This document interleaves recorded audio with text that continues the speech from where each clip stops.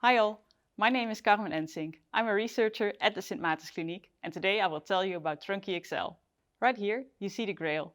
It provides in an interesting, fun environment that is adaptable for each individual patient, gives them feedback and also objective feedback to the therapist about gait rehabilitation.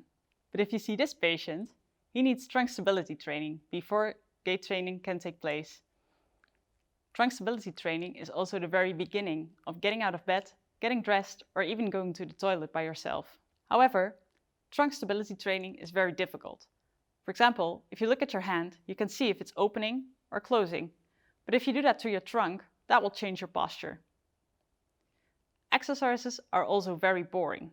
If you sit at your bed, you're bending forwards, backwards, and sideways. Those are movements that are not very meaningful or rewarding. As a therapist, you don't get any feedback from these exercises on the progression of the trunk stability training. Keeping this in mind, we wanted to develop a tool for trunk stability training in a fun and meaningful environment that will give you direct feedback on your performance and is also adaptable to the current abilities of each individual patient, as well as providing objective feedback to the therapist. Today I would like to show you a video of a demonstration of our current status. Here we see how our physiotherapist, Desiree, is using the TrunkyXL system with our volunteer Kim. You can see the underwater world that Kim can see as well, only for Kim this is a world that seems to be fully around her. The manta ray in the game needs to collect as many coins as possible along its way through the underwater world. Sometimes another manta ray shows up, and she should try to stay as close as possible to this other manta ray. Kim can control the manta ray's movements by trunk movements.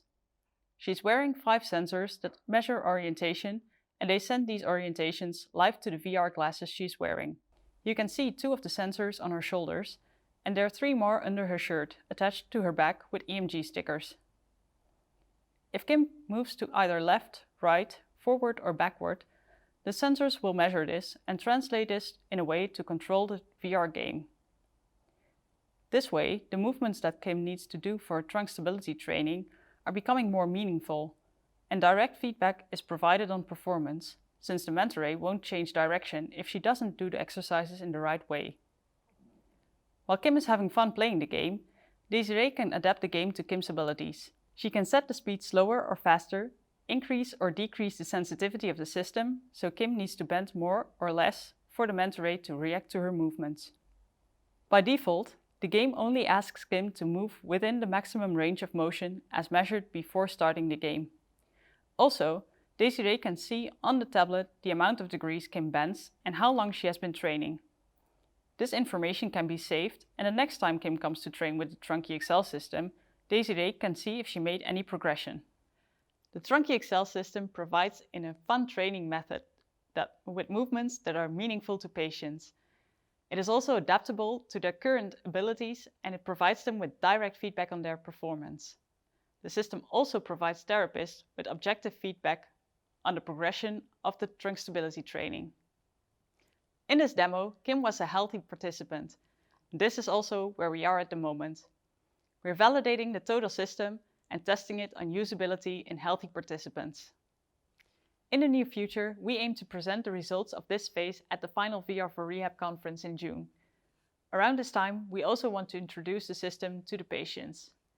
In a slightly longer timeline, we see the TrunkyXL system being used early on in the rehabilitation phase by patients under supervision of a therapist. Later on, they could also use the system without supervision or even at home. Thank you all for listening, and I hope to see you all at the final VR4REHAB conference in June.